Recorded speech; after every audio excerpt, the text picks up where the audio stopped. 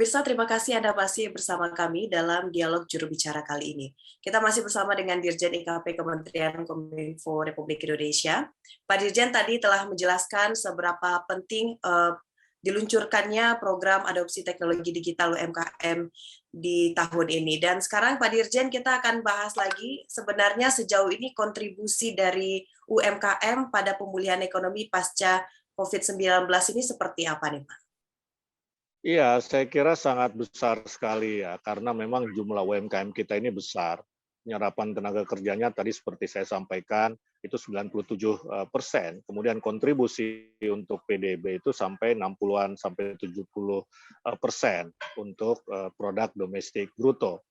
Nah, di sisi lain kita juga sedang menghadapi tren ya ekonomi digital. Ya, di tahun 2019 ekonomi digital kita ini meningkat 2,9%, tadinya 2,9% menjadi 4% di tahun 2020 begitu ya.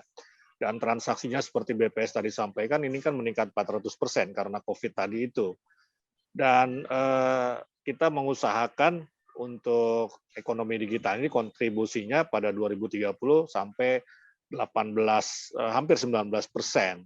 Nah, jadi kita harus melihat dua sisi. Pertama, sisi kontribusi UMKM-nya sendiri. Yang tadi saya sampaikan ini sangat besar, dahsyat bahkan. 97% loh, gitu kan, untuk penyerapan tenaga kerja dan 60% kontribusi terhadap PDB. Di sisi lainnya lagi tadi ekonomi digitalnya. Ya, kontribusinya juga terus meningkat. Nah, kalau dua kekuatan ini digabung, artinya UMKM-nya digabung dengan masuk ke ranah digital, masuk ke ranah ekonomi digital, ini kan menjadi kekuatan yang sangat besar.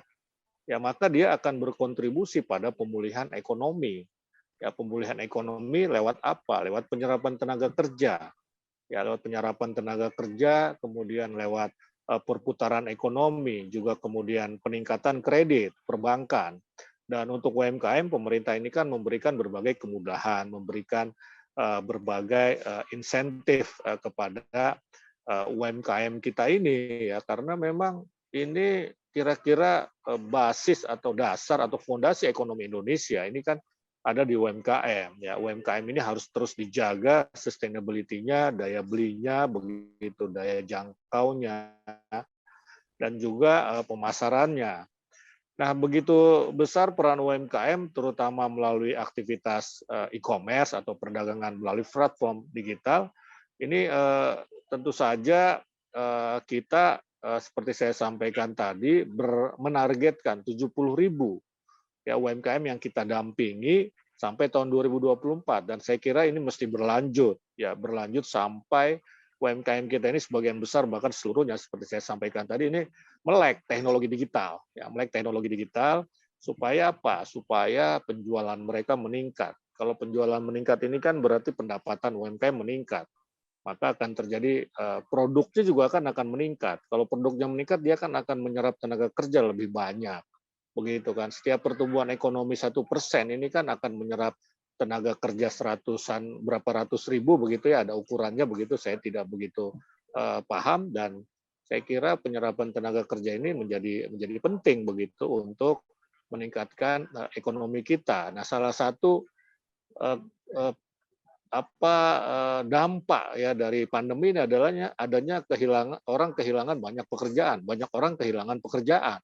Nah, dengan kita melakukan pendampingan, pelatihan buat UMKM dari sisi teknologi, saya kira ini akan kembali menyerap tenaga kerja yang tadinya kita banyak kehilangan tenaga kerja begitu. Kira-kira seperti itu, Mona. Menarik Pak Dirjen, ada dua hal yang Bapak sampaikan tadi, dua indikator apabila digabungkan Ya. UMKM dan juga teknologi digital ini digabungkan nantinya akan mampu menghasilkan pemulihan ekonomi nasional yang cepat dan baik. Namun pertanyaannya sekarang Pak Dirjen, apakah atau apa saja menjadi hambatan bagi Kominfo untuk menggabungkan hal ini dalam mendukung pemulihan ekonomi nasional, Pak?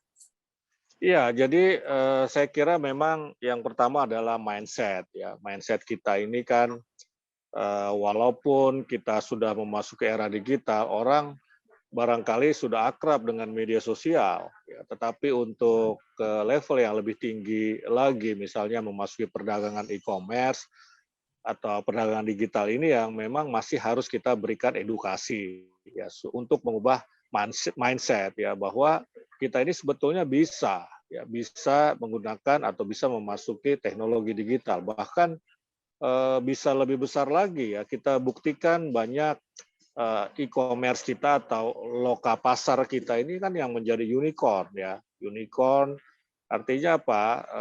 Potensi orang Indonesia ini sangat besar ya, sangat besar. Nah, ini yang perlu kita edukasi ya, perlu edukasi pertama dari sisi keterampilan digital. Ya bagaimana mereka menggunakan teknologi digital. Juga kemudian kemampuan dalam mengemas produknya ketika hendak dijual di pasar di loka pasar ya atau di e-commerce. Karena kan harus menarik kemasannya, ya kemudian mungkin copywriting-nya atau promosinya juga harus menarik untuk merangsang orang membeli begitu. Dan yang paling penting lagi adalah kualitas. Ya kualitas, bagaimana kualitasnya baik. Ini kan kadang-kadang ada asumsi di masyarakat bahwa barang-barang yang kita beli dari e-commerce itu belum tentu kualitasnya terjamin begitu. Nah, karena itu ya saya kira harus diciptakan semacam ekosistem ya. Misalnya ini kan e-commerce itu atau loka pasar kan kalau ada pedagang yang katakanlah barangnya nggak berkualitas tapi dipromosikan berkualitas, ini kan pasti akan kena ban ya begitu. Nah, ini ekosistem seperti ini harus dijelaskan begitu. Atau misalnya sebaliknya, ini sebetulnya produk luar negeri ya, karena kita ada gerakan bangga buatan Indonesia, lalu tiba-tiba diberi label seolah-olah dia produk dalam negeri begitu. Nah, hal seperti ini saya kira masih menjadi tantangan buat e-commerce. Mungkin ada tantangan lain ya, misalnya keterbatasan jaringan internet ya. Keterbatasan jaringan internet ini juga menjadi bagian tugas Kominfo ya lewat PT Bakti ya. Ini kan sebetulnya sudah sekitar 84% wilayah Indonesia ini terjangkau internet. Ya, terjangkau internet, jadi sebetulnya kita melakukan proses penyelesaian secara paralel ya, dari sisi masyarakatnya, infrastruktur dari sisi SDM-nya kita benahi lewat program ini tadi, adopsi teknologi digital 4.0 untuk UMKM, dan dari sisi infrastrukturnya ini juga kita harus siapkan. Ya, jadi ini harus berjalan paralel, tidak bisa salah satunya saja. Jadi infrastruktur kita siapkan, SDM juga kita siapkan. Ya, baik. Tentunya apapun rintangan atau hambatan yang dilalui dalam proses menuju pemulihan ekonomi nasional, Kominfo tetap berusaha melakukan dan melahirkan inovasi-inovasi baru. Begitu Pak Dirjennya, salah satunya Ya. itu program adopsi teknologi digital 4.0 bagi UMKM. Dan setelah ini Pak, kita akan berikan informasi kepada masyarakat seperti apa cara mendaftar dan kapan bisa masyarakat untuk mendaftar pada program yang baru diluncurkan oleh Kominfo ini. Namun kita akan jeda pariwara dulu, pemirsa tetap di Juru Bicara.